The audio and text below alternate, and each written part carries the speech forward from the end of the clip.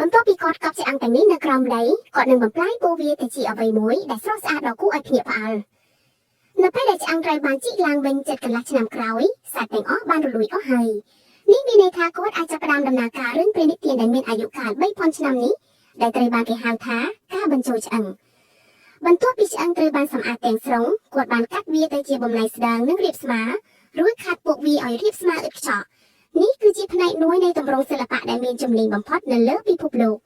ឆ្អឹងទាំងនោះត្រូវបានកាត់ទៅជាលំនាំដែលមានភាពជាក់លាក់យ៉ាងខ្លាំងដោយដៃដែលមានរូបរាងដូចគ្នា